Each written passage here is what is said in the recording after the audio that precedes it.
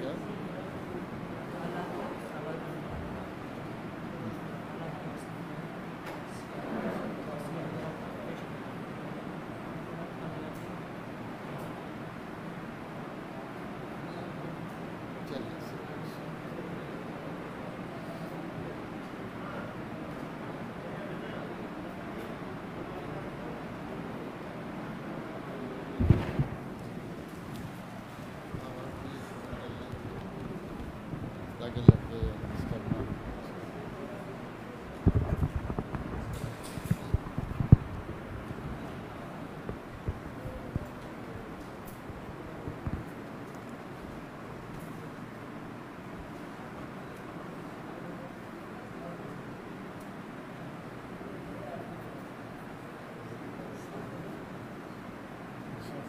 اللہ نے جو بات کہی تھی یعنی صفات ذات پر یعنی دلالت نہیں کرتی، حالانکہ رحمان جو اللہ کے نام ہے وہ بھی صفات تو ہیں. رحیم معنی پر دلالت کرتے ہیں، صفات معنی پر دلالت کرتی ہیں، اسماء ذات اور صفات دونوں پر دلالت کرتی ہیں.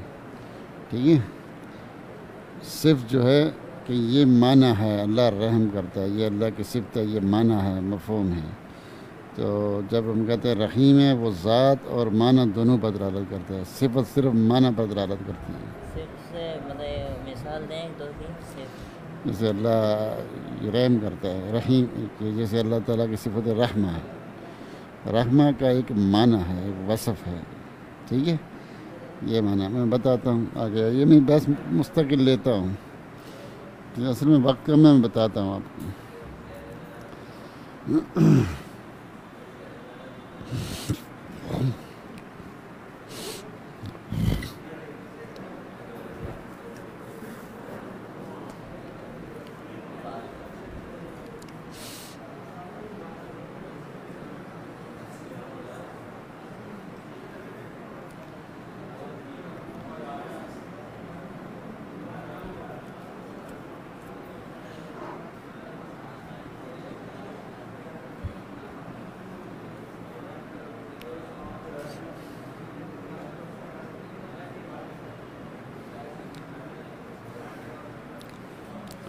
السلام علیکم ورحمۃ اللہ. سبق شروع کریں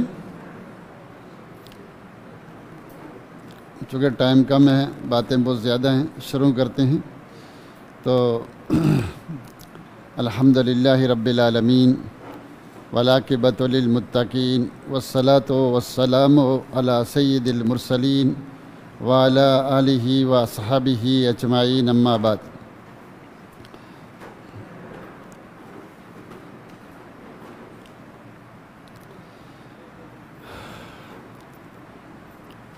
رب اشرح لی صدری ویسر لی امری واحلل عقدۃ من لسانی یفقہوا قولی. رب زدنی علما رب زدنی علما رب زدنی علما. اما بعد فاعوذ باللہ من الشیطان الرجیم. بسم اللہ الرحمن الرحیم. وجاء ربک والملک صفا صفا صفا. اللہ تعالیٰ کی حمد و ثناء اور رسول معظم صلی اللہ علیہ وآلہ وسلم پر درود و سلام کے بعد آپ کو میری آواز آ رہی ہے؟ آواز سمجھ آ رہی ہے؟ کوئی مسئلہ تو نہیں آواز میں؟ اگر کسی کو آواز مسئلہ ہے تو جگہ آگے پیچھے کر لے، یا کچھ اس میں ہو سکتا ہے تو وہ کر لے. ٹھیک ہے، ایک جگہ سے دوسری جگہ منتقل ہو سکتے ہیں تاکہ بات صحیح سمجھ میں آئے. ٹھیک ہے، ایک ہی جگہ بیٹھنا کوئی ضروری نہیں ہے، فرض نہیں ہے. قریب آ جائیں، میرے آگے پیچھے ادھر آ کر بیٹھ جائیں، کوئی مسئلہ نہیں. جگہ جہاں سمجھ نہیں آ رہی وہ جگہ چھوڑ کے دوسری جگہ دیکھ لیں. بات سمجھ آنی چاہیے کہ ادھر قریب آ سکتے ہیں، یہاں آ سکتے ہیں، کوئی مسئلہ نہیں. آج ہم اللہ رب العزت کے نزول پر بات کریں گے کہ اللہ رب العزت آسمان دنیا کی طرف نازل ہوتا ہے.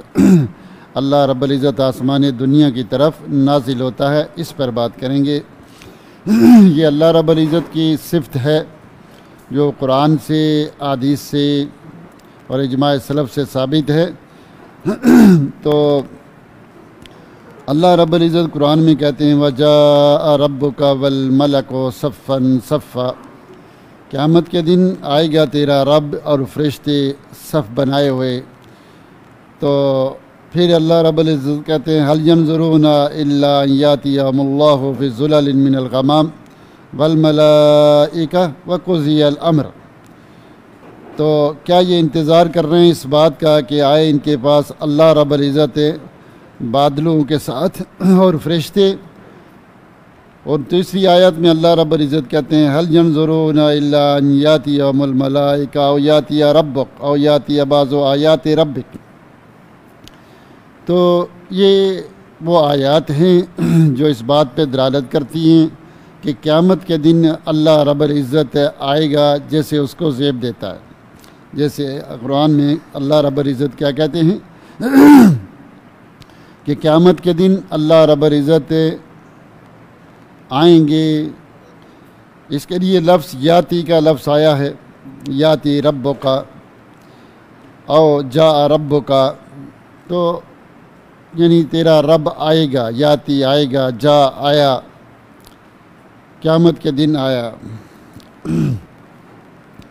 لیکن یہ آیات اللہ کے نزول پر کیسے دلالت کرتی ہیں؟ یہ تو قیامت کے دن کا آنا مراد ہے، اور ہمارا موضوع ہے کہ اللہ رب العزت آسمان دنیا سے نہیں، اللہ رب العزت آسمان دنیا کی طرف نزول کرتا ہے۔ تو یہ آیات نزول کی طرف کیسے دلالت کرتی ہیں؟ تو یہ آیات میں نے اس لیے پڑھی ہیں، استدلال کا سبب یہ ہے کہ قیامت کے دن جب اللہ رب العزت آئے گا تو کہاں سے آئے گا؟ کہاں سے آئے گا؟ اوپر سے ہی آئے گا نا، تو اوپر سے وہ نزول ہے۔ اور حدیث میں بھی آتا ہے کہ صحیح مسلم کی حدیث ہے ینزل ربنا یوم القیامہ، قیامت کے دن اللہ نزول کرے گا لوگوں کے درمیان فیصلہ کرنے کے لیے۔ تو یہ اللہ کا آنا، اوپر سے فرشتوں کے ساتھ آنا، بادلوں کے ساتھ آنا، اور لوگوں کے درمیان فیصلہ کرنے کے لیے، تو قیامت حدیث میں آیا کہ نزول کا لفظ بھی آیا ہے، جا کا بھی لفظ بھی آیا ہے۔ تو جو رب قیامت کے دن نزول کرتا ہے، جیسے اس کو زیب دیتا ہے، تو وہ اللہ نزول کرتا ہے کب؟ جب رات کا پچھلا حصہ باقی رہ جاتا ہے۔ یہ کافی غور سے سننے والی بات ہے، اس لیے آپ ذرا غور سے سنیے گا یہ سبق، تاکہ آپ کو اچھی طرح سمجھ میں آئے۔ حدیثیں تقریباً 50 سے زیادہ حدیثیں ہیں، متواتر حدیثیں ہیں کہ ابو ہریرہ رضی اللہ تعالیٰ عنہ، ابن مسعود، بے شمار صحابہ سے، بخاری، مسلم، ترمذی، بے شمار حدیثوں کی کتابوں میں موجود ہے کیا کہ اللہ کے رسول صلی اللہ علیہ وآلہ وسلم نے کہا ینزل ربنا الی السماء دنیا کل لیلہ حین یبقى ثلث اللیل الاخیر، کہ اللہ رب العزت آسمان دنیا کی طرف اترتا ہے جب رات کا پچھلا حصہ باقی رہ جاتا ہے۔ اور پھر کہتا ہے من یدونی فاستجیب لہ، کوئی ہے جو مجھے پکار رہا ہو تو میں اس کی پکار کو جواب دوں۔ فاستجیب لہ ومن یسألنی، کون ہے مجھ سے سوال کر رہا ہے، کچھ مانگ رہا ہے، فآتیہ ہو تو میں اس کو دے دوں۔ ومن یستغفرنی فاغفر لہ، تو کون ہے جو مجھ سے گناہوں کی معافی چاہ رہا ہو تو میں اس کے گناہوں کو معاف کر دوں۔ تو یہ اللہ رب العزت کہتا رہتا ہے حتیٰ یطلع الفجر، یہاں تک کہ فجر طلوع ہو جاتی ہے، کہ فجر کے طلوع ہونے تک اللہ رب العزت آسمان دنیا کی طرف نزول کرتا ہے، اور پھر یہ الفاظ کہتا ہے جیسے اس کو زیب دیتی ہے۔ تو یہ حدیث بخاری میں، مسلم میں ہے، ترمذی، نسائی، بے شمار حدیثیں موجود ہیں جو اللہ کے نزول پر دلالت کرتی ہیں۔ اس سے پہلے میں نے قرآن سے ثابت کیا کیا کہ نزول قیامت کے دن بھی ہوگا، حدیث میں آتا ہے صحیح مسلم میں، اور قرآن میں یہ جگہ لفظ آیا ہے جاء ربک و یاتی ربک، تو جا و یاتی کہ آئے گا، تو اللہ کہاں سے آئے گا؟ اوپر سے ہی آئے گا، تو وہ بھی نزول ہے، حدیث میں بھی نزول کا لفظ آیا۔ اس لیے یہ آیات میں نے نزول کے اوپر فٹ کی، لگائی کہ قیامت کے دن اللہ رب العزت اوپر سے آئے گا، نزول کرے گا جیسے اس کو زیب دیتا ہے، اور اسی طرح ہر رات کے پچھلے حصے کو آسمان دنیا کی طرف نزول کرتا ہے جیسے اس کو زیب دیتا ہے۔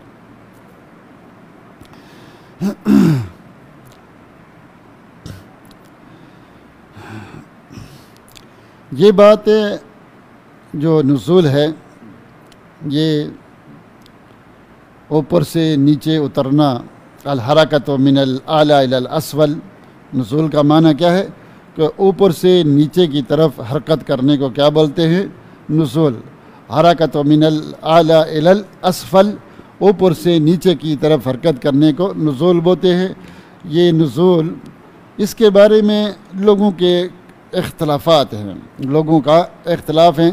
تقریباً 5 قول ہیں۔ تقریباً کتنے قول ہیں؟ 5 قول۔ پہلا قول یہ ہے کہ نزول سے مراد اللہ کی رحمت ہے، احسان ہے، ٹھیک ہے، اور یہ اللہ تعالیٰ کی صفت نہیں ہے۔ اللہ رب العزت نہیں نزول کرتا، بلکہ اللہ کی رحمتیں نزول کرتی ہیں، اللہ کی برکتیں، اللہ کے احسان نزول کرتے ہیں۔ اللہ رب العزت نزول نہیں کرتا۔ یہ جہمیہ، معتزلہ، خوارج، اشاعرہ، ماتریدیہ، ان کا عقیدہ ہے کہ یہ کہتے ہیں اللہ رب العزت نزول نہیں کرتا۔ دوسرا قول ہے کہ کچھ اشاعرہ، کچھ ماتریدیہ اس طرف گئے ہیں کہ نزول سے مراد اللہ کا حکم اترتا ہے، اللہ کا امر اترتا ہے، اللہ رب العزت نہیں اترتا بلکہ اللہ کا حکم نازل ہوتا ہے۔ تیسرا قول ہے کہ جناب نزول سے مراد فرشتوں کا نزول ہے۔ نزول سے مراد کس کا نزول مراد ہے؟ فرشتوں کا نزول مراد ہے، اللہ رب العزت کا نزول مراد نہیں ہے۔ یہ بھی بعض اہل البدع اس کی طرف گئے ہیں۔ تو اس طرح سے اہل السنہ والجماعہ کہتے ہیں کہ بھائی یہاں فرشتوں کا نزول مراد نہیں، رحمت کا نزول مراد نہیں، اللہ کے حکم کا نزول مراد نہیں، بلکہ یہاں نزول سے مراد یہ ہے کہ اللہ رب العزت اترتا ہے آسمان دنیا کی طرف، جسے اس کو زیب دیتا ہے۔ یہ نزول صفت من صفات اللہ، اللہ کی صفات میں سے ایک صفت ہے۔ تو اہل السنہ والجماعہ کا قول صحیح ہے۔ باقی جتنے بھی اشاعرہ، ماتریدیہ ہیں، سارا اصل میں مشکل آج کل یہ بھی ہے کہ ہم سارے کہتے ہیں ہم اہل السنہ والجماعہ میں ہیں، خصوصاً بر صغیر میں دیوبندی، بریلوی، جتنے بھی ہیں تقریباً اپنے آپ کو یہی کہتے ہیں کہ ہم اہل السنہ ہیں، اہل البدع نہیں ہیں۔ اہل البدع میں بڑے بڑے فرقے آتے ہیں، جہمیہ، خوارج، معتزلہ، اشاعرہ، ماتریدیہ، لیکن قدریہ، جبریہ، ٹھیک ہے، یہ بڑے بڑے فرقے آتے ہیں۔ لیکن آج کل اشاعرہ، ماتریدیہ بھی اس پہ راضی نہیں ہیں کہ ہم اہل البدع میں جائیں، وہ بھی اپنے آپ کو اہل السنہ ہی کہتے ہیں، حالانکہ وہ اسماء و صفات کے منکر ہیں، صرف 7 صفات ثابت کرتے ہیں اور اسماء کو بغیر صفات کے ثابت کرتے ہیں۔ تو ابن باز نے، صالح العثیمین اور علماء نے، اہل السنہ کے بڑے بڑے علماء نے کہا کہ یہ اہل السنہ والجماعہ میں نہیں ہے۔ اور پاکستان میں ایک آدمی شرک اکبر کر رہا ہوتا ہے اور بڑے بڑے عجیب قسم کی بدعات کے پہاڑ ان کے پاس ہوتے ہیں، لیکن وہ اپنے آپ کو اہل السنہ ہی کہتا ہے، اہل السنہ ہی کہتا ہے۔ مزاروں کے طواف ہو رہے ہیں، شرک اکبر ہو رہا ہے، ساری بدعات، اور اسی طرح اور بھی جو اپنے آپ کو بڑے جماعتوں میں تقسیم کیا ہوا ہے، خوارج کے ان کے عقائد ہیں، مختلف نظریات، لیکن اہل السنہ، تو ان کو پتہ ہی نہیں ہے اہل السنہ کے نظریات کیا ہیں۔ سب سے پہلے اہل السنہ و اہل البدع کی تمیز اسماء و صفات سے ہوتی ہے۔ تو اس لیے آپ یہاں سے غور کریں، جو اللہ کے نزول کی تعویلیں کرتا ہے، نہیں مانتا، وہ اہل البدع ہے، اور جو اللہ کے نزول کو مانتا ہے، اللہ کی صفت کو مانتا ہے، باقی صفات کو مانتا ہے، وہ اہل السنہ والجماعہ میں ہے۔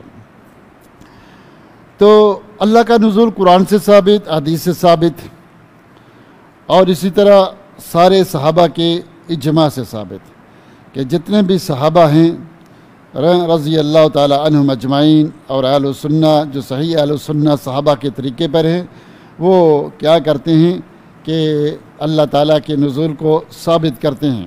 ابو حنیفہ رحمۃ اللہ علیہ سے پوچھا گیا نزول کے بارے میں، تو قال ینزل بلا کیف، کہ اللہ رب العزت اترتے ہیں بغیر کس کے؟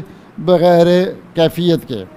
اسی طرح بے شمار لوگوں کا یہ حوالے ہیں، میں سارے پڑھوں گا تو بہت دیر ہو جائے گی۔ تو ایک اسحاق بن راوے ایک مجلس میں موجود تھے، تو مجلس کے امیر نے کہا کہ تم ثابت کرو کہ اللہ رب العزت کیسے نزول کے بارے میں. اس نے کہا آپ پہلے اس کا علو ثابت کریں تو میں نزول ثابت کرتا ہوں. آپ علو ثابت نہیں کرتے تو پھر نزول ثابت کرنے کا کیا مطلب ہے؟ تم علو تو ثابت کرو. اچھا کہتا ہے میں علو کو ثابت کرتا ہوں. کیا کہتا ہے؟ میں علو کو ثابت کرتا ہوں، اب تم نزول ثابت کرو. تو اس نے اسحاق بن راویہ نے یہ آیت پڑھی وَجَاءَ رَبُّكَ وَالْمَلَكُ صَفًّا صَفًّا. تو وہ کہنے لگا یہ تو قیامت کے دن ہے. کہا جو اللہ قیامت کے دن نزول کر سکتا ہے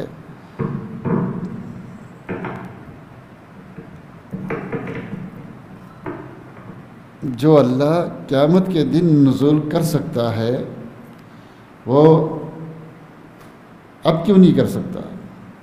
رات کے پچھلی پہر کیوں نہیں کر سکتا؟ تو امیر چپ ہو گیا. تو بے شمار واقعات ہیں، تفصیلات ہیں اس کے اوپر. مختصر یہ سمجھیں کہ قرآن سے، احادیث سے، اجماع سلف سے اور عقل سلیم سے اور فطرت سلیمہ سے اللہ رب العزت کا نزول ثابت ہے. اللہ رب العزت کا نزول ثابت ہے. اس کا انکار ممکن نہیں ہے، اس کا انکار ممکن نہیں ہے. دیکھیے کہ اکثر ہم کہتے ہیں کہ یہ چیز عقل کے خلاف ہے، عقل سلیم نقل صحیح کی مخالفت نہیں کرتی. میں 3-4 جب سے پڑھا رہا ہوں آپ کو یہ مسئلہ بتا رہا ہوں کہ عقل سلیم نقل صحیح کی مخالفت نہیں کرتی. اس کی وجہ کیا ہے؟ کیوں نہیں کرتی؟ اس لیے نہیں کرتی کہ یہ دونوں اللہ کی طرف سے ہیں. یہ دونوں اللہ کی طرف سے ہیں. عقل سلیم کا خالق بھی اللہ ہے اور نقل صحیح کو اتارنے والا بھی اللہ ہے.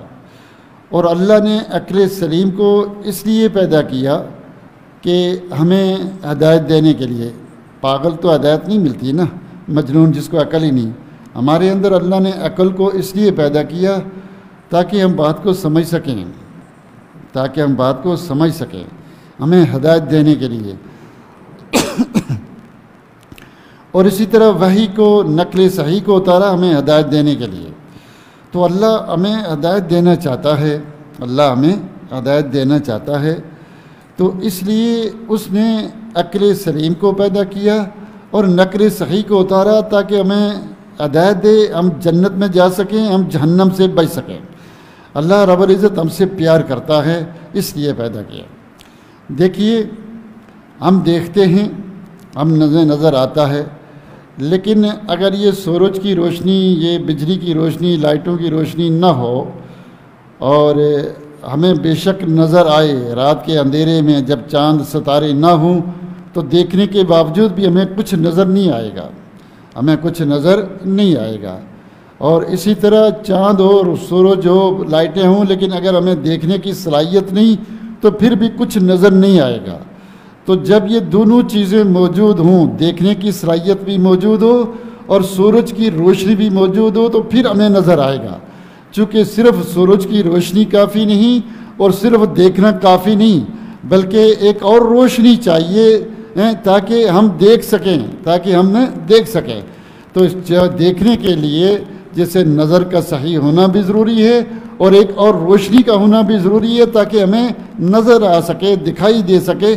اسی طرح ہمیں سمجھنے کے لیے عقل سلیم چاہیے اور ایک اور روشنی چاہیے، وہ وحی کی روشنی، وہ قرآن و سنت کی روشنی. کیونکہ قرآن و سنت کی روشنی کے بغیر ہم اللہ کے بارے میں کچھ نہیں جان سکتے، وہ ہم سے غائب ہے، وہ ہم سے غائب ہے. اگر عقل نہ ہو تو پاگل کو قرآن و سنت سے کوئی فائدہ نہیں، اور اگر عقل ہو لیکن قرآن و سنت نہ ہو تو پھر بھی ہدایت ملنی مشکل ہے، اور پھر بھی ہدایت ملنی مشکل ہے. تو اس لیے اللہ نے ہمیں ہدایت دینے کے لیے قرآن و سنت کو اتارا تاکہ ہمیں ہدایت مل سکے. ہمیں کیا دیا؟ فطرت سلیمہ دی، عقل سلیم دی، فطرت سلیمہ دی، عقل سلیم دی تاکہ ہم قرآن و سنت کو سمجھ سکیں. تو اس لیے میرے بھائیوں، جب میں کہتا ہوں کہ عقل سلیم کبھی نقل صحیح کی مخالفت نہیں کرتی، اس لیے نہیں کرتی کہ دونوں کو عقل سلیم کو اللہ نے بھیجا ہے، اور فطرت سلیمہ اور عقل سلیم کا خالق بھی اللہ ہے، تاکہ ہمیں ہدایت مل سکے۔ اللہ ہمیں ہدایت دینا چاہتا ہے، گمراہ نہیں کرنا چاہتا۔ لیکن ہم اگر ہدایت نہیں چاہتے اور شیطانوں نے اور دوستوں نے، ماں باپ نے ہماری عقل سلیم کو خراب کر دیا ہے، اس کو بگاڑ دیا ہے، تو پھر ہمیں نقل سلیم بری لگتی ہے، چونکہ دونوں میں جوڑ نہیں ہے، یہ خراب ہو چکی ہے۔ جیسے آپ جاتے ہیں کہ یہ پیچ کا سلاؤ وہ چڑھاتے ہیں، چوڑی فوراً چڑھ جاتی ہے، لیکن چوڑی خراب ہو یا وہ پیچ کا جو وہ کیا کہتے ہیں اس کو، پیچ وہ جو ہوتا ہے وہ اس کے نمبر کا سائز کا نہ ہو تو نہیں چڑھتا۔ تو اسی طرح دونوں کا ٹھیک ہونا ضروری ہے۔ اگر وہ حدیث ضعیف ہے، ثابت ہی نہیں ہے، تو اس کا بھی ہمارا موضوع نہیں، اور عقل سلیم بھی خراب ہو جائے۔ جیسے کچھ لوگ کہتے ہیں کہ بھائی باہر سے شادی کرنے کی کیا ضرورت ہے، گھر میں بہن ہے اس سے شادی کرو، یہ بھی لڑکی وہ بھی لڑکی، فرق کیا ہے؟ اب اس کی عقل سلیم فطرت سلیمہ خراب ہو چکی ہیں، عقل سلیم فطرت سلیمہ خراب ہو چکی ہیں۔ ملحدین کی باتیں سن کر، کافروں مشرکوں کی باتیں سن کر، تو وہ کہتی ہے یہ میرا جسم ہے، یہ دکھاتی ہوں میں لوگوں کو، تو یہ کیوں نہ دکھاؤں، یہ بھی تو دیکھیے یہ میرا جسم ہے، میرا حق ہے، چاہے چھپاؤں چاہے نہ دکھاؤں۔ اس کی عقل سلیم فطرت سلیمہ خراب ہو چکی ہے۔ تو جو چیز خراب ہو جائے وہ کسی کام کی نہیں رہتی، لیکن عقل سلیم کبھی فطرت سلیمہ کے خلاف نہیں ہوتی۔ تو اس لیے اللہ کا نزول قرآن سے ثابت، حدیث سے ثابت، فطرت سے، عقل سلیم سے ثابت، اور لغت عربی سے ثابت ہے، اور لغت عربی سے ثابت ہے، کیونکہ قرآن کے اندر بار بار لفظ آیا ینزل ربنا، کیا لفظ آیا؟ ینزل ربنا، مختلف الفاظ آئے ہیں، عبوت آیا، نزول آیا، کئی لفظ آئے ہیں، لیکن یہ لفظ کہیں نہیں آیا ینزل رحمتنا، یہ نہیں آیا، ینزل الامر یہ لفظ نہیں آیا۔ تو چونکہ یہ لفظ نہیں آیا ہے، بغیر دلیل کے قرآن کے ظاہری لفظ کو چھوڑنا، کوئی اور معنی کرنا، یہ تحریف ہے، یہ تعویل نہیں ہے۔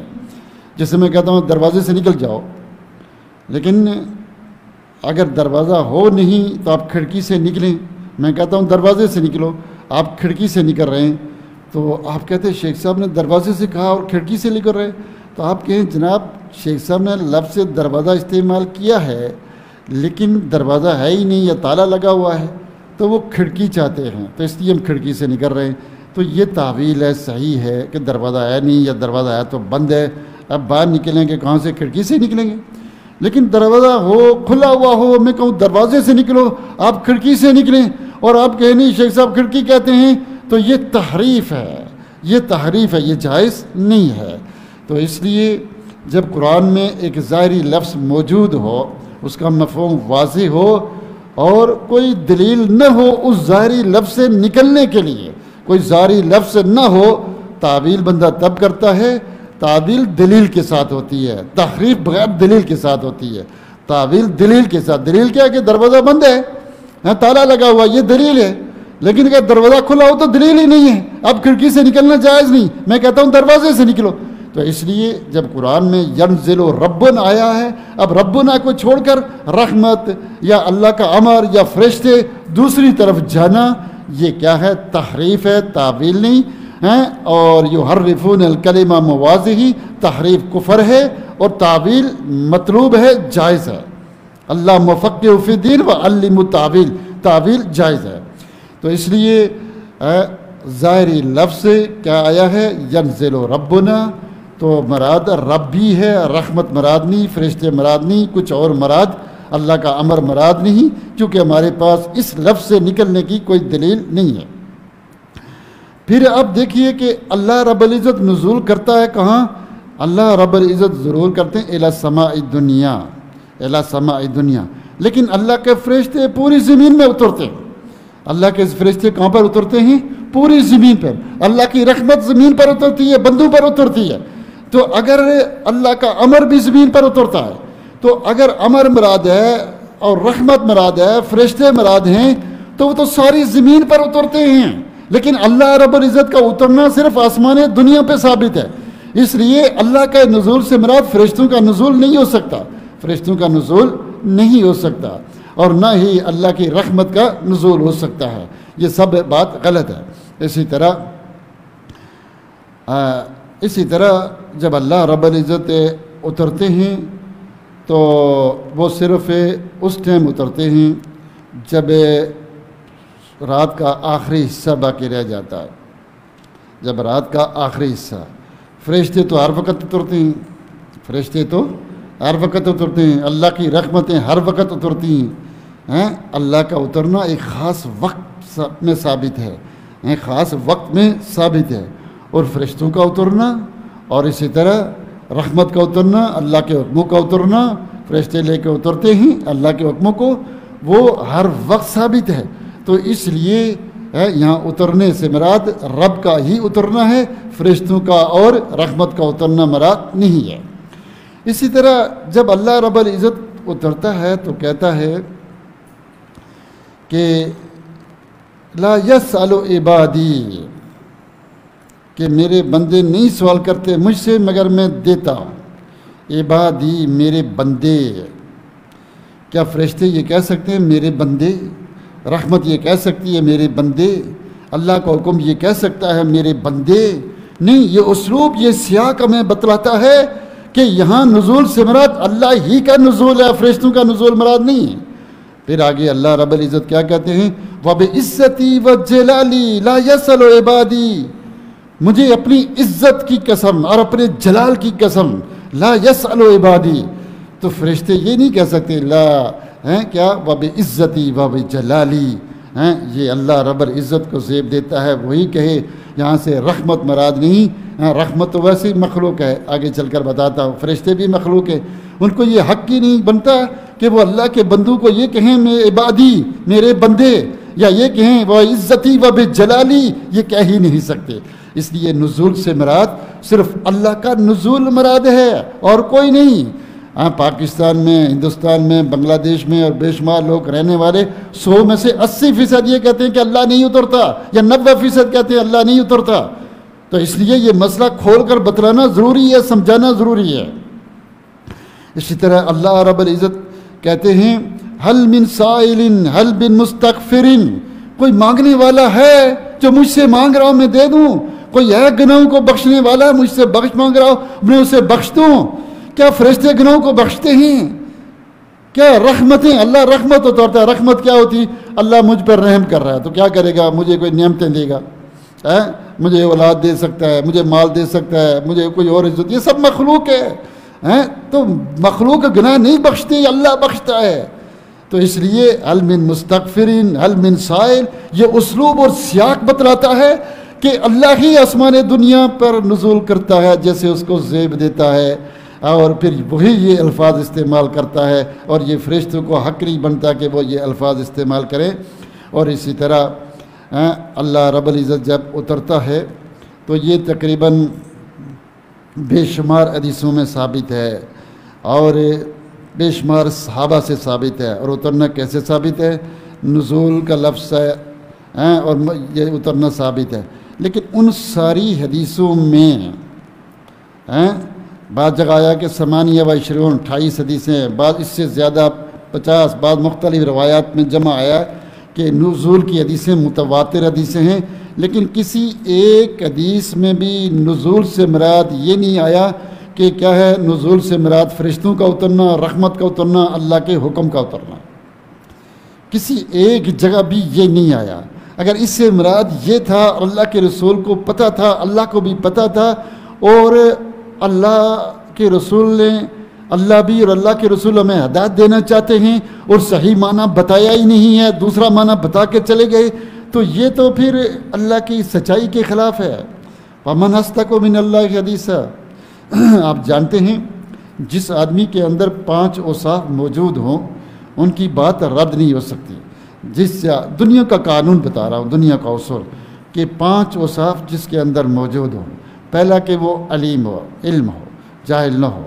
اللہ سے بڑا کوئی عالم نہیں ہے، اللہ سے بڑا کوئی علم رکھنے والا کوئی دعویٰ کر ہی نہیں سکتا، اللہ سب سے بڑا عالم. دوسری بات یہ کہ وہ سچا ہو، تو اللہ سے بڑا سچا بھی کوئی نہیں. وَمَنْ أَصْدَقُ مِنَ اللَّهِ حَدِيثًا، اللہ سے بڑا کوئی سچا بھی نہیں ہے. اور وہ فصیح بلیغ بھی ہو، اپنی بات کہنا جانتا ہو، اس کی زبان صحیح ہو، اس کی زبان پر کنٹرول ہو، آتی ہو اس کی زبان.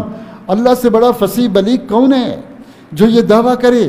اور چوتھی چیز یہ ہے کہ وہ آپ سے محبت بھی کرتا ہو، اور اللہ رب العزت ہم سے سب سے زیادہ محبت کرتا ہے۔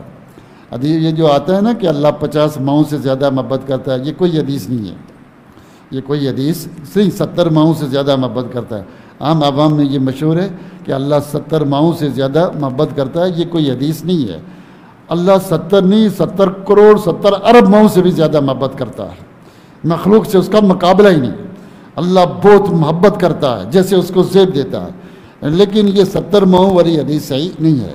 تو جو علم رکھتا ہو، سچا ہو، فصیح بلیغ ہو، ہم سے پیار کرتا ہو، اور اسی طرح ہمیں ہدایت دینا چاہتا ہو، ہماری اصلاح کرنا چاہتا ہو، تو اللہ ہمیں ہدایت دینا چاہتا ہے۔ اس لیے آسمان سے کتابیں اتاری، اس لیے اللہ نے کیا انبیاء اور رسولوں کو بھیجا، اس لیے ہمیں عقل، فہم، کان سننا دیکھنا دیا، تاکہ ہم جنت میں جا سکیں، جہنم سے بچ سکیں، ہمیں ہدایت پا سکیں، گمراہی سے بچیں۔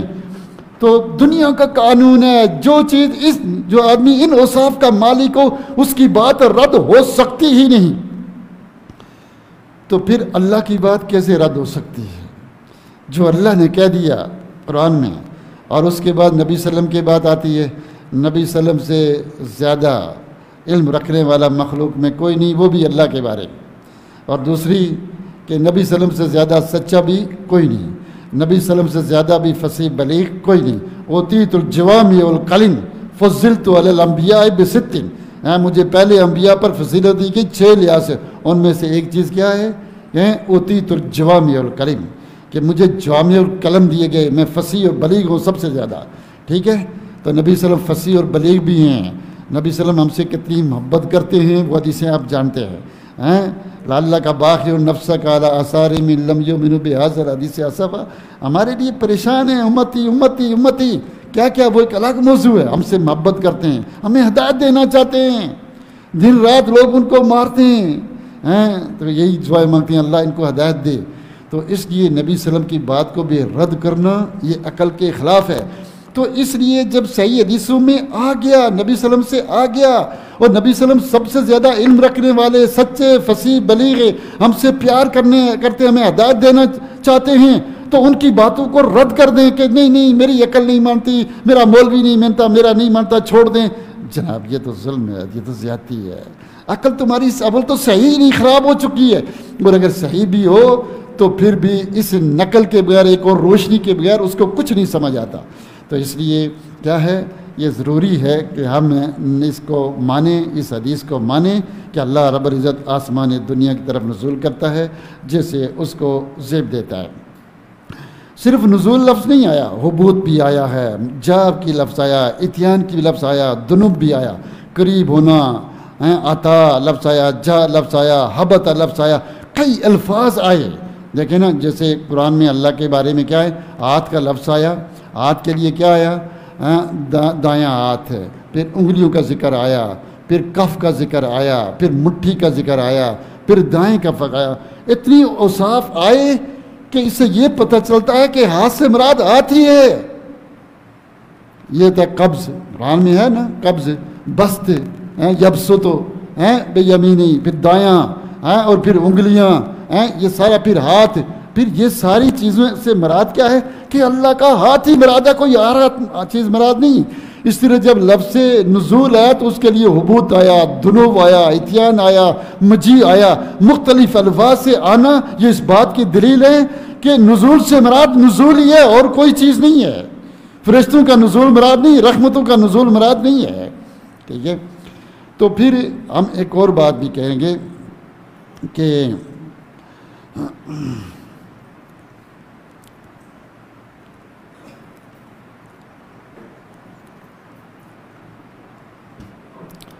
آپ کو پتہ ہے کہ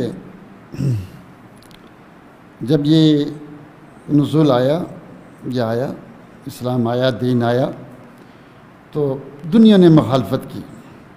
جب مخالفت ہوئی تو اللہ نے بھی چیلنج پہ چیلنج لگا دیے کہ یہ اللہ کی طرف سے ہے، یہ اللہ کی طرف سے ہے، تو تمہیں یقین نہیں آتا اس جیسا قرآن لے آؤ۔ اس میں تعارض نہیں، اس میں یہ نہیں، اس میں وہ نہیں، اور نبی صلی اللہ علیہ وسلم کے اوصاف بھی بتائے، ساری چیزیں بھی بتائیں، لیکن کسی نے یہ اعتراض نہیں کیا کہ نزول ہو ہی نہیں سکتا، یہ کیسی غیر منطقی بات ہے کہ اللہ نزول کرے، یہ ہو ہی نہیں سکتا، کسی نے انکار نہیں کیا۔ اور اگر عقل کا تقاضا یہ ہوتا کہ نزول نہیں ہو سکتا تو عرب اعتراض کرتے، اور اگر اس کا معنی یہ تھا اور نبی نے نہیں بتلایا تو یہ کتمان علم ہے، اور اللہ کہتا بلغ ما انزل الیک، اور اگر ایسا نہ کیا تو پھر ہم تمہیں سزا دیں گے، پہنچاؤ۔ اور اللہ کے رسول نے آخری خطبے میں کہا حل بلغت تو صحابہ نے کہا پہنچا دیا، پھر کہا اللہم اشہد، نبی نے پہنچا دیا، نبی نے چھپایا نہیں۔ اور اس سے مراد یہ تھا، نہ صحابہ نے سوال کیا نہ نبی نے بتلایا، تو یہ کتمان علم ہے۔ اور یہ جو نبی کو یہ کہے، نبی کو چھپا کر چلے گئے، یہ تو کفر ہے۔ صحابہ چھوٹی چھوٹی باتوں پر سوال کرتے تھے، اللہ کے رسول اس سے کیا مراد، اس سے کیا مراد، اس سے کیا مراد، اس صحابہ نے نہیں پوچھا، تو پتہ یہ چلا کہ اس نزول سے مراد اللہ ہی کا نزول تھا۔ کوئی اور ہوتا تو صحابہ سب سے زیادہ حریص تھے، جو بات سمجھ نہیں آتی تھی پوچھتے تھے، اور اللہ کے رسول کی خود ڈیوٹی تھی، اس بات پر مامور تھے کہ اسلام کو کھول کھول کر بیان کریں، اس کی تبیین کریں، تفسیر کریں۔ تو اگر یہ کہیں جی اللہ کے رسول نے تفسیر نہیں کی، چھپا کے چلے گئے، صحابہ بھی ایسے ہی تھے، تو اس سے بڑا گناہ اور اس سے بڑا کوئی جرم موجود نہیں ہے۔ پھر سوال یہ پیدا ہے، تم کہتے ہو کہ اللہ کے نزول سے مراد فرشتوں کا نزول ہے، تو یہ بات تھوڑی مشکل سی ہوگی، لیکن ٹائم تو جا رہا ہے، ہماری تو آدھی بات بھی نہیں ہوئی ابھی، کیا کریں، چلیں جو ہو سکتا ہے وہ آپ کے سامنے رکھتے ہیں۔ تو نزول سے مراد، یہ نزول ہوتا کہاں سے ہے؟ اوپر سے ہوتا ہے۔ جو لوگ نزول کا انکار کرتے ہیں وہ علو کا بھی انکار کرتے ہیں، اور جو علو کا بھی انکار کرتے ہیں، نزول کا انکار کر کے کیا کہتے ہیں کہ رحمت اترتی ہے، اللہ کے فرشتے اترتے ہیں، اللہ کا حکم نازل ہوتا ہے۔ ہم انہیں کہتے ہیں اللہ کا حکم کہاں سے نازل ہوتا ہے؟ تمہارے نزدیک تو اللہ ہر جگہ موجود ہے، پہلے اللہ کا علو ثابت کرو، پھر اس میدان میں آؤ۔ اچھا، وہ ہم ہمیں پھنسانے کے لیے وہ کہتے ہیں اچھا علو مانتے ہیں، علو مانتے ہیں، اب تم یہ بتاؤ کہ نزول کیسے ہوتا ہے؟ جب وہ نزول مانیں گے، علو مانیں گے، اگر علو مانتے نہیں تو بحث ہی ختم۔ اس لیے کہ رحمت کا نزول کہاں سے ہوگا؟ نزول تو اوپر سے ہوتا ہے، تو فرشتے اوپر سے اللہ کا حکم لے کر آتے ہیں۔ جب اللہ کے علو کو نہیں مانتے تو لڑائی ختم، جھگڑا ہی ختم، سائڈ پہ ہو۔ لیکن اگر وہ علو کو مانتے ہیں تو پھر ہم ان سے پوچھیں گے کہ تم مجھے یہ بتاؤ کہ تم اللہ کے علو کو کیوں مانتے ہو؟ قرآن و سنت کی وجہ سے، ادلہ نقلیہ کی وجہ سے، یا ادلہ عقلیہ کی وجہ سے، عقلی دلائل کی وجہ سے یا نقلی دلائل کی وجہ سے؟ تھوڑا سا غور سنیے گا کیونکہ یہ بات تھوڑی مشکل ہے، اور میں اسے نکلوں گا، پھر آگے مشکل نہیں لوں گا انشاءاللہ۔ تو یعنی میں نے شروع کر دی، اس لیے سمجھو کہ اگر تم علو کو مانتے ہو تو پھر ہم تم سے سوال کرتے ہیں علو کو کیوں مانتے ہو؟ اس لیے کہ قرآن و سنت سے دلائل ہیں، عقلی دلائل ہیں، یا اس لیے کہ نقلی دلائل ہیں؟ اگر وہ کہیں عقلی دلائل ہیں تو بھائی عقلی دلائل سے اگر علو کو مانتے ہو تو نزول کو بھی مانو، نزول بھی تو عقلی دلائل موجود ہیں، نزول کے اوپر بھی عقلی دلائل موجود ہیں۔ اگر علو کو مانا ہے قرآن و سنت میں آیا ہے تو نزول کو مانو، وہ بھی قرآن و سنت میں آیا ہے۔ وہ کہیں نہیں ہم علو کو نقلی دلائل پہ مانتے ہیں، عقلی پہ نہیں، تو ہم انہیں کہیں گے جناب تو پھر کیا کہتے ہیں نزول کو بھی مان لو، اس لیے کہ عقل سلیم کبھی نقلی صحیح کی مخالفت نہیں کرتے، عقل سلیم کبھی نقل صحیح کی مخالفت نہیں کرتی۔ میں نے ابھی آپ کو بتلا دیا عقل کے بارے میں کہ عقل سلیم نقل صحیح کی مخالفت نہیں کرتی۔ کیوں نہیں کرتی؟ دونوں کا خالق اللہ ہے، نہیں عقل کا خالق اللہ ہے اور اس نقل صحیح کا اتارنے والا اللہ ہے، تو اللہ نے عقل سلیم فطرت سلیمہ اس لیے دی اور نقل صحیح کو اس لیے ہمیں ہدایت دے، اور اللہ ہمیں ہدایت دینا چاہتا ہے، اس کا رسول ہمیں ہدایت دینا چاہتا ہے۔ تو اس لیے اگر تم عقل ادلہ نقلیہ سے ثابت کرتے ہو تو ادلہ نقلیہ کبھی ادلہ عقلیہ کی مخالفت نہیں کرتے۔ تو اس کے بعد اب آتے ہیں ایک اور بحث کی طرف، وہ کیا کہ ان کے دلائل کیا ہیں اور رد کیا ہے۔ میں تھوڑی اختصار سے بات کروں گا تاکہ میری بات پوری ہو جائے، تھوڑا سا توجہ چلم کروں گا۔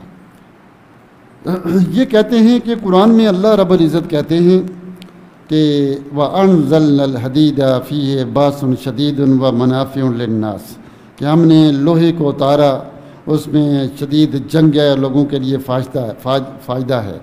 وَأَنزَلَ لَكُم مِّنَ الْأَنْعَامِ ثَمَانِيَةَ أَزْوَاجٍ ہم نے تمہارے لیے اتارا کیا؟ ثمانیت ازواج کو، بکری کو، گائے کو، اونٹ کو، ان کو اتارا ہے۔ تو وہ کہتے ہیں جی بھائی اللہ کہتا ہے انزلہ اتارا، لوہے کو اتارا اور ان جانوروں کو اتارا۔ اب ثمانیت و ازواج یہ جو جانور ہیں گائے وغیرہ، بکری بھیڑ، یہ جو جانور ہیں یہ تو آسمان سے نہیں اترتے۔ تو اس کا مطلب یہ ہے کہ نزول سے مراد، اللہ کے نزول سے مراد مجازی نزول ہے، رحمت کا نزول ہے، فرشتوں کا نزول ہے، اللہ کا نزول نہیں مراد۔ اس لیے کہ لوہا تو آسمان سے نہیں اترتا، اور اسی طرح کیا یہ جانور بھی آسمان سے نہیں اترتے۔ اس کا جواب کیا ہے اختصار کے ساتھ؟ پہلی بات یہ ہے بھائی جان کہ لوہے کا جو اترنا ہے، لوہا پہاڑوں سے نکلتا ہے۔ کہاں سے نکلتا ہے؟ پہاڑوں سے، اور پہاڑ زمین کے اوپر ہوتے ہیں۔ کہتے ہیں جو پہاڑ اوپر ہو، جو پہاڑ اوپر ہو، جو لوہا اچھا ہوتا ہے، عمدہ ہوتا ہے، تو لوہا اوپر سے اترتا ہے، تو اس لیے اس کے لیے انزلہ کا لفظ استعمال کیا۔ اور ثمانیت و ازواج کہ یہ جانور، اصل جانور تو شاید اوپر سے جنت سے ہی آئے ہوں، کیونکہ اسماعیل علیہ السلام کو جب ذبح کیا گیا تو وہ کیا کہتے ہیں، دمبے کا جو دمبا تھا وہ جنت سے ہی لایا گیا تھا۔ ہو سکتا ہے اصل جانور وہاں سے آئے ہوں، اور اصل جانور نہ بھی آئے ہوں تو میرے بھائیوں جب بچے پیدا ہوتے ہیں، جانوروں کے پیٹ سے پیدا ہوتے ہیں تو اوپر سے ہی نیچے گرتے ہیں، اور جب حمل ٹھوڑتا ہے تو ذکر اوپر سے ہی وطی کرتا ہے، یہ بھی نزول ہے۔ لیکن یہاں انزلہ یہ نہیں کہا من السماء، فقط انزلہ ہے، وانزلنا الحدید، یعنی یہ نہیں کہ انزلہ من السماء کہ آسمان سے اترے، نہ آسمان کا ذکر ہے، نزول ہے۔ نزول یہ پہاڑوں سے نزول، اور یہ پیٹھوں سے نزول، پھر ماؤں کے پیٹوں سے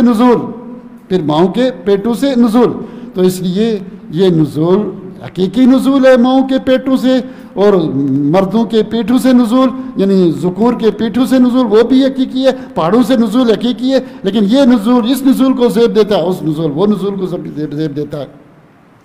اور اسی طرح یہ بھی کہتے ہیں کہ جناب چلو یہاں آسمان کا لفظ نہیں، لیکن یہاں تو ہے وَأَنزَلَ مِنَ السَّمَاءِ مَاءً کہ آسمان سے پانی کو اتارا۔ وہاں تو تم بھاگ رہے ہو کہ جناب وہاں آسمان کا لفظ نہیں، یہاں تو آسمان کا لفظ ہے کہ آسمان سے پانی کو اتارا۔ اب پانی آسمان سے نہیں اترتا، تو اس کا مطلب یہ ہے کہ اللہ کا نزول مجازی ہے، حقیقی نہیں ہے، بلکہ اس نزول سے مراد فرشتوں کا نزول مراد ہے، چونکہ یہاں پانی کا نزول کیا ہے؟ آسمان سے نہیں اترتا، یہاں بھی نزول مجازی ہے۔ تو اس کا جواب یہ ہے کہ وَأَنزَلَ مِنَ السَّمَاءِ، سما کا معنی ہوتا ہے علو، بلندی۔ سما کا معنی کیا ہے؟ بلندی، اور خود قرآن تشریح کرتا ہے۔ دوسری جگہ کیا آیا ہے اس کے لیے؟ مزن کا لفظ استعمال آیا قرآن میں، کیا کہ مزن، کہ ہم نے مزن یعنی بادلوں سے اس بارش کو اتارا۔ ایک جگہ کیا آیا؟ من السماء، ہم نے سما یعنی بلندی سے اتارا۔ پھر مزن کا لفظ آیا، کیا؟ مزن کس کو بولتے ہیں؟ بادلوں سے۔ اس طرح موسیرات کا لفظ آیا یعنی بدلیوں سے۔ تو یہ لفظ مختلف آنے اس بات کی دلیل ہے کہ کیا ہے؟ اللہ کا نزول نہیں، اللہ کا نزول حقیقی ہے، اور بادل کا بھی اترنا حقیقی ہے۔ کیوں؟ بادل اوپر سے اترتا ہے، بلندی سے اترتا ہے۔ بادل کہاں سے اترتا ہے؟ سما کس کو بولتے ہیں؟ بادلوں کو۔ بادل اوپر ہیں، اوپر سے اترتے ہیں، ٹھیک ہے کہ نہیں؟ بادل اوپر ہیں کہ نہیں؟ بادلیاں اوپر ہیں کہ نہیں؟ سما اوپر ہے، تو یہ نزول حقیقی ہے۔ لیکن میں بات ایک اور کہوں جو آپ کو بہت اچھی طرح سے سمجھ آ جائے گی، وہ یہ ہے کہ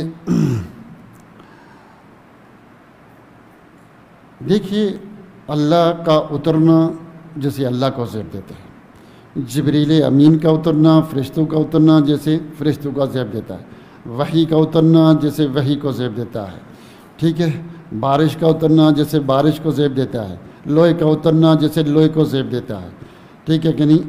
میں کہتا ہوں پرندہ اترا، پنکھا اتارا، بادشاہ اتارا، فقیر اترا، ٹھیک ہے کہ نہیں؟ پتھر اترا، جس چیز کو بولیں گے وہی اترنا مراد ہوتا ہے، وہی اترنا مراد، جب وہی اترے تو وہی اترنا مراد ہے، مخلوق کا اترنا مخلوق کا اترنا مراد ہے، ٹھیک ہے کہ نہیں؟ طائرہ اترا، ہوائی جہاز اترا، تو ہر چیز کے اترنے سے مراد وہی چیز مراد ہوتی ہے جس کی طرف نزول مضاف کیا جاتا ہے، جس کی طرف نزول کی اضافت کی جاتی ہے، وہی مراد ہوتا ہے، اس سے یہ مراد نہیں ہوتا، اس سے یہ لازم۔ دیکھیے میں آپ کو ایک بات بڑی اچھی طریقے سے بتاتا ہوں، آپ سمجھیں کہ اللہ تعالیٰ کا ہاتھ ہے، اللہ کا چہرہ ہے، اللہ کا چہرہ ہاتھ ہے جیسے اللہ کو زیب دیتا ہے، لفظ ہاتھ ہے، اللہ کا بھی ہاتھ، مخلوق کا بھی ہاتھ۔ اللہ کو ذرا اللہ کے بارے میں بعد میں بات کریں گے۔ دیکھیں آپ کا ہاتھ جانور کا بھی ہاتھ، آپ کا ہاتھ جانور کا بھی ہاتھ، کیا آپ کے ہاتھ کہنے سے جانور کا ہاتھ لازم آ جائے گا؟ آپ کا ہاتھ بوڑھے کا ہاتھ، عورت کا ہاتھ، بچے کا ہاتھ، دونوں ایک طرح کے ہوں گے؟ نہیں، الگ الگ ہیں، بلکہ میرے اور آپ کے دو جوانوں کے بھی ہاتھ الگ نہیں ہیں، لفظ ایک ہے، ہاتھ ید لفظ ایک ہی ہے، قدم ایک ہی ہے، چہرہ ایک ہے، سب چہرے مختلف، ہاتھ مختلف، قدم مختلف ہیں۔ حدیث میں آتا ہے کہ جنت کی نعمتیں، جنت میں شہد ہے، دودھ ہے نا، جنت میں عورتیں، جنت کی نعمتیں، اور دنیا کی نعمتوں میں صرف الفاظ کا، لفظ کا اتفاق ہے، لفظ کا اسم کا اتفاق ہے، مسمہ کا نہیں، یعنی صرف کیا ہے، نام کا اتفاق ہے، اور باقی حقیقت میں جنت کی نعمتیں بڑی مزیدار، بڑی اونچی ہیں۔ تو میرے بھائیوں، اس طرح اللہ کی صفات میں اور مخلوق کی صفات میں صرف لفظ کا اتفاق ہے، اسم کا، مسمہ کا نہیں، ذات کا نہیں۔ اللہ کی ذات ہے، مخلوق کی بھی ذات ہے، لیکن یہ ذات اللہ کی طرح نہیں، اللہ کی ذات مخلوق کی طرح نہیں۔ اللہ کو جیسے اللہ کو زیب دے، مخلوق کو جیسے مخلوق کو زیب دے، سمجھ آئی؟ تو جیسے یہ صرف الفاظ کا اتفاق ہے، تو اللہ کا نزول بھی ہے، وحی کا نزول بھی ہے، پرندوں کا نزول بھی ہے، اور ہوائی جہاز کا بھی نزول ہے، ہر چیز کا نزول ہے، ہر ایک کا نزول اپنا اپنا، جیسے اس کو زیب دے۔ جیسے میں نے کل کہا تھا کہ میں کرسی پر مستوی ہوا، وہ جانور کی پیٹھ پر مستوی ہوا، کوئی کیسے مستوی؟ اللہ عرش پر مستوی۔ اللہ کا عرش مخلوق کی طرح نہیں مستوی، بلکہ اللہ کا استوا ہونا جیسے اللہ کو زیب دیتا ہے، مخلوق کو جیسے مخلوق کو زیب دیتا ہے، لیکن میرا نزول حقیقی، اللہ کا بھی حقیقی۔ صحیح؟ کرسی سے اترو بھائی، اب اترنا یہ جو مجھے زیب دیتا ہے، ٹھیک ہے کہ نہیں؟ استوا اللہ کے ہاتھ جیسے اللہ کو زیب دیتا ہے، لیکن جیسے یہ ہاتھ میرا حقیقی، اللہ کا ہاتھ اللہ کا حقیقی، جیسے اس کو زیب دیتا ہے، لیکن ذات و صفات میں ایک نہیں، بلکہ اللہ کی ذات و صفات جیسے اللہ کو زیب دیتی ہے، مخلوق کی صفات جیسے مخلوق کو زیب دیتی ہے۔ سمجھ آئی بھائی؟ اس لیے تمہاری یہ دلائل سارے غلط ہیں۔ ایک اور بحث ہے، میں آپ سے 5-10 منٹ اوپر لوں گا، چونکہ 10:15 تک جائیں، تاکہ بعد میں درمیان سے ایک بحث کو کاٹ دیتا ہوں، اگلی بحث پر آتا ہوں جو ضروری ہے، اس پر بات کرتا ہوں، چونکہ وقت کم ہے، میں کیا کروں۔ بحث یہ ہے کہ اللہ رب العزت آسمان دنیا میں اترتا ہے تو کیا عرش خالی ہو جاتا ہے؟ کیا عرش خالی ہو جاتا ہے؟ یہ بڑی ضروری بحث ہے، ذرا سمجھیے گا توجہ سے، اور اکثر لوگوں کے پاس کوئی جہاں پوچھیں گے آپ کو جواب نہیں ملے گا، بلکہ کتابوں میں بھی نہیں ملتا، اس لیے اس بحث کو ذرا غور سے سنیں اور بار بار سنیں تاکہ سمجھ میں آ جائے۔ اور یہ ہمارے اوپر اعتراض کرتے ہیں، اب تم کہتے ہو کہ اللہ نزول کرتا ہے، جب آسمان دنیا پہ نزول کرتا ہے تو عرش خالی ہو گیا، جب عرش خالی ہو گیا تو اس کا مطلب ہے، اور عرش کا خالی ہونا کفر ہے، عرش کا خالی ہونا کفر ہو گیا، تو اس لیے اللہ کے نزول سے مراد اللہ کا نزول نہیں بلکہ کیا ہے، فرشتوں کا نزول مراد ہے۔ سمجھ آئی بات؟ اگر تم یہ کہتے ہو کہ اللہ عرش پر مستوی ہے، جب اللہ نے نزول کیا آسمان دنیا کی طرف تو پھر عرش تو خالی ہو گیا، عرش خالی ہو گیا، تو یہ تو کفر ہے، چونکہ قرآن میں ہے، اس کا انکار ممکن نہیں۔ تو کیا ہے مراد؟ نزول سے مراد کیا ہے؟ اس سے مراد اللہ کی رحمتوں کا اترنا ہے۔ بات وہی ہے کہ ویسے تو تم علو بھی نہیں مانتے ہو، استوا بھی نہیں مانتے، اپنی ضرورت پڑے تو سب کچھ ماننا شروع ہو جاتے ہو، قادیانی حدیثوں کو نہیں مانتے، پرویزی حدیثوں کو نہیں مانتے، بخاری مسلم کی حدیثوں کو رد کر دیتے ہیں، کبھی کہتے ہیں عقل کے خلاف، کبھی کیا، کبھی کہتے ہیں خبر احاد، رد کر دیتے ہیں جب ان کا مطلب نہیں ہو۔ ان کا مطلب ہو تو بخاری بھی حجت، مسلم بھی، ترمذی بھی، حتیٰ کہ ضعیف حدیثیں بھی حجت ہیں، موضوع حدیثیں بھی حجت ہیں جب ان کا مطلب بیان کر رہی ہوتی ہیں۔ جب ان کا کام نہیں کر رہا تو ساری حدیثیں مانتے ہیں۔ اسی طرح یہ اہل بدعت کا ہمیشہ طریقہ ہے، اس وقت علو بھی مانیں گے، استوا بھی مانیں گے، سب کچھ مانیں گے جب ان کا کوئی کام نہیں کر رہا ہو۔ تو یہاں ان کا کام نہیں کر رہا تھا، تو انہوں نے کہا کہ پھر علو کا انکار ہو جائے گا، استوا کا انکار ہو جائے گا، فوقیت کا انکار ہو جائے گا، اس لیے نزول نہیں ہے۔ نزول سے مراد کیا ہے بھائی؟ یہ بات ہم کریں تو ہمیں سمجھنے کے لیے ہماری تو بات ہے، تمہارا تو موضوع ہی نہیں ہے، تم تو علو کو استوا کو مانتے ہی نہیں، تم کیوں اس چکر میں پڑتے ہو؟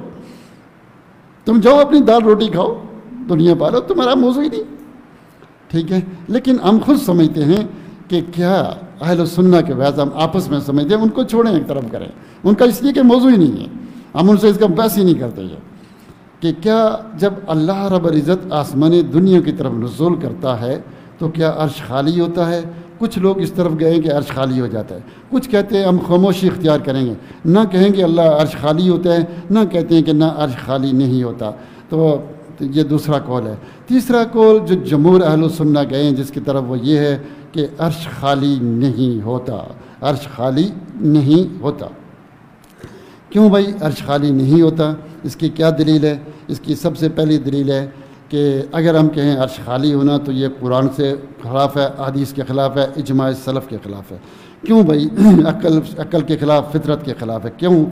اس لیے کہ اللہ کا استوا، اللہ کا علو، اللہ کی فوقیت قرآن سے، صحیح حدیث سے، اجماع سے ثابت ہے۔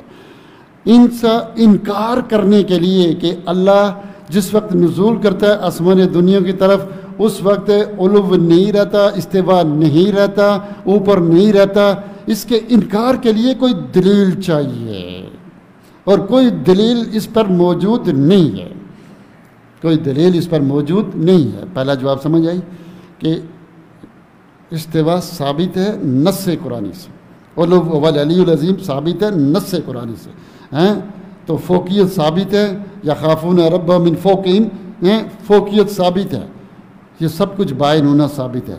تو اس سے پتہ یہ چلا کہ کیا ہے، اگر ہم کہیں کہ عرش خالی ہو جاتا ہے تو یہ معنی قرآن کے خلاف، حدیث کے خلاف، اجماع سلف کے خلاف۔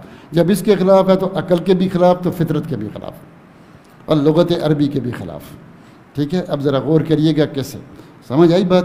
چونکہ علو کا انکار کرنے، علو اللہ کی صفت ذاتی ہے، مخلوق بنانے سے پہلے، عرش کو بنانے، قلم کو بنانے سے پہلے علو صفت ذاتی ہے، کبھی جدا ہوتی ہی نہیں ہے۔ استوا اس طرح قرآن و سنت سے ثابت ہے، صفت فعلیہ ہے، لیکن وہ بھی اس کا بھی انکار ممکن ہی نہیں ہے کیونکہ قرآن سے ثابت ہے، الا کہ جب تک کوئی دلیل نہ آئے کہ اللہ فلاں ٹائم مستوی نہیں ہوتا، ٹھیک ہے کہ نہیں؟ چلیں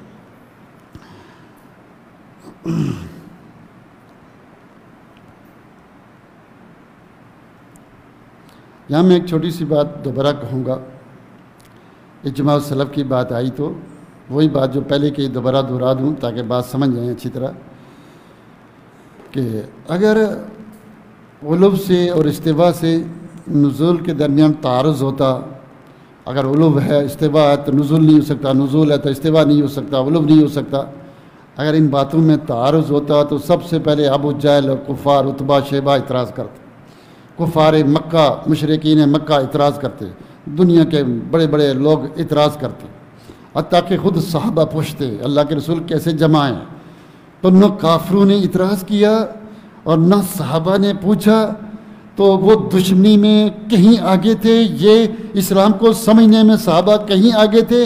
ان کی طرف سے اعتراض نہ ہونا اور رسول کا بیان نہ کرنا، پتہ یہ چلا کہ ان باتوں میں تعارض ہے ہی نہیں، اس میں اختلاف ہے ہی نہیں، یہ موضوع ہی نہیں ہے، یہ سوال ہی غلط ہے، یہ سوال ہی غلط ہے۔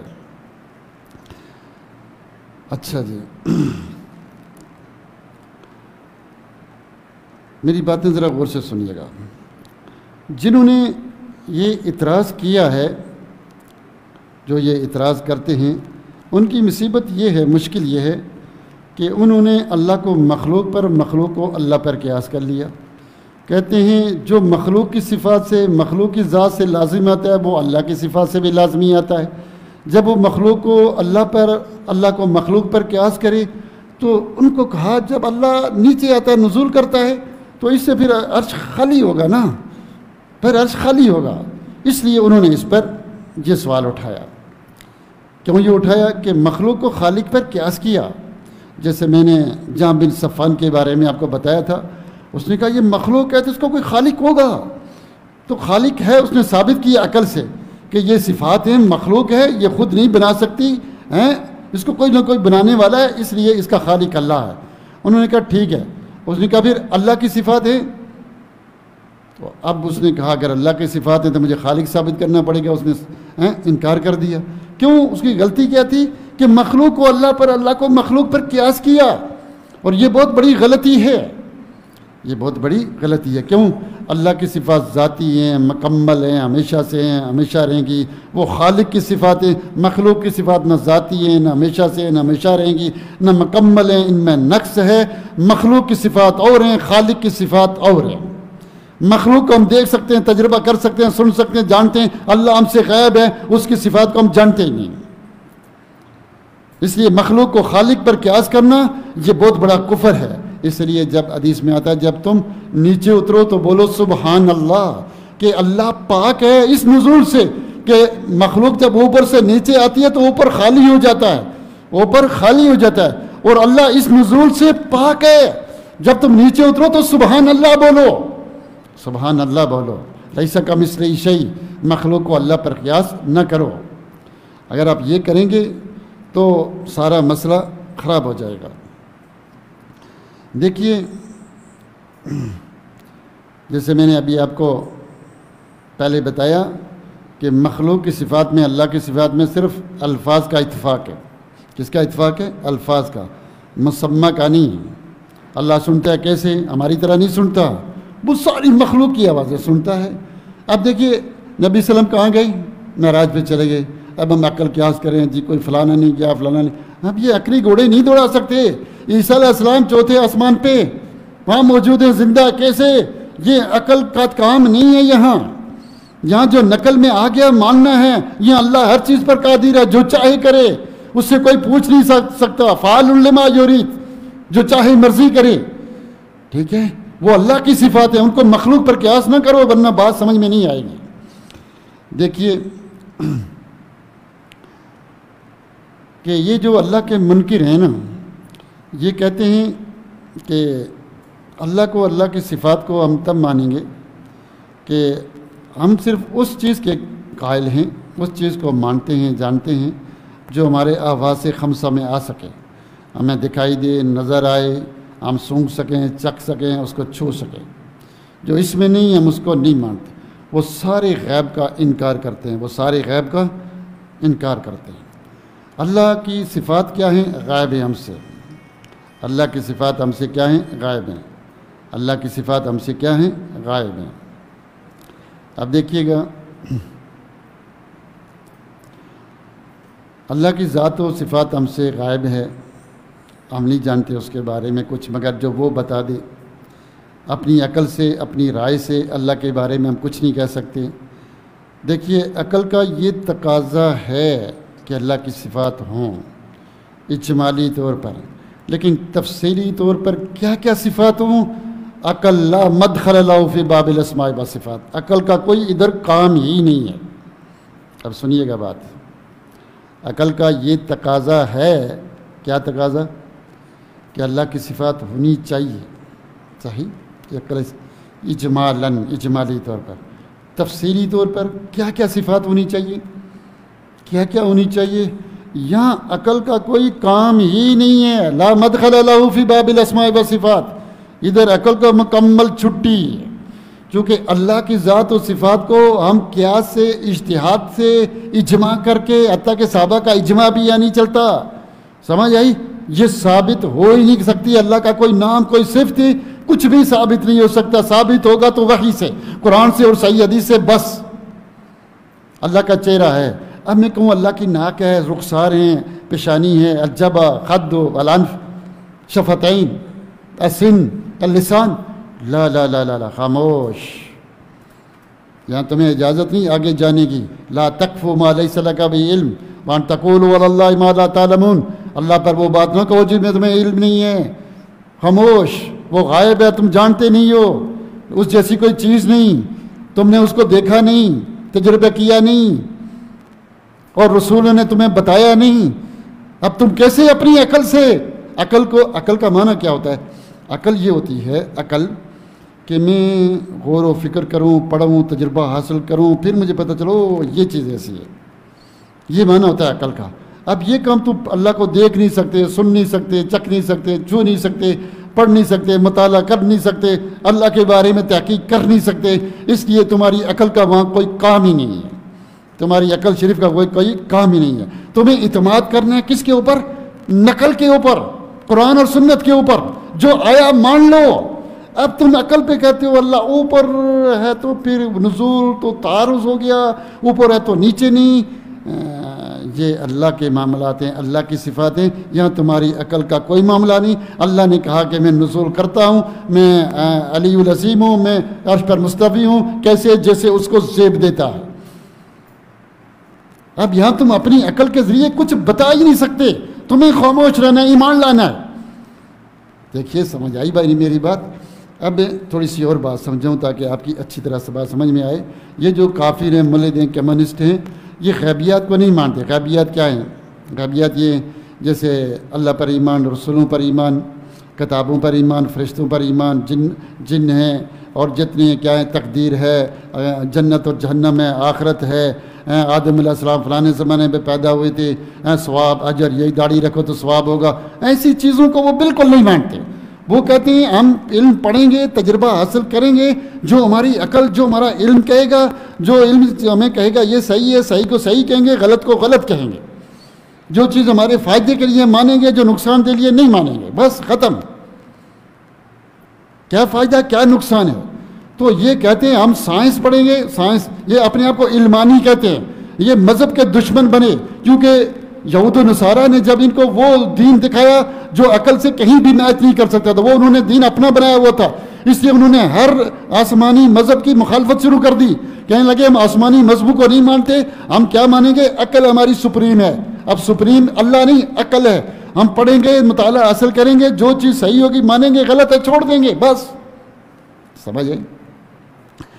اب آتے ہیں، انہوں نے علم کو حاصل کیا، پڑھا، دیکھا، تحقیق کی، سائنس اس کو مانا.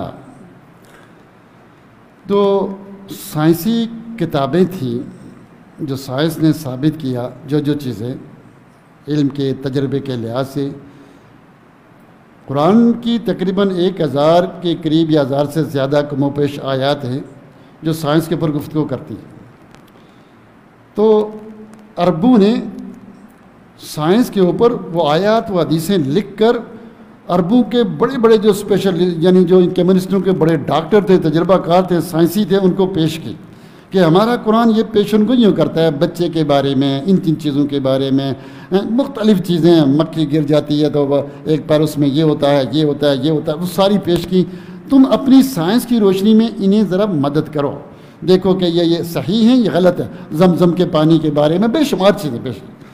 تو انہوں نے تحقیق شروع کر دی. پھر نتیجہ یہ ہے کہ اس جو ڈاکٹر کا میں نام بھول گیا، اس نے یہ کہا کہ یہ جتنی تمہاری چیزیں ہیں ان میں سے اکثر چیزیں ہماری سائنس کے مطابق ہیں، اور جو اکثر چیزیں جو باقی ہیں وہ اس لیے ہم ان کے بارے میں کچھ نہیں کہہ سکتے کہ ابھی ہماری سائنس نے اتنی ترقی نہیں کی کہ اس کے بارے میں ہم کچھ کہہ سکیں.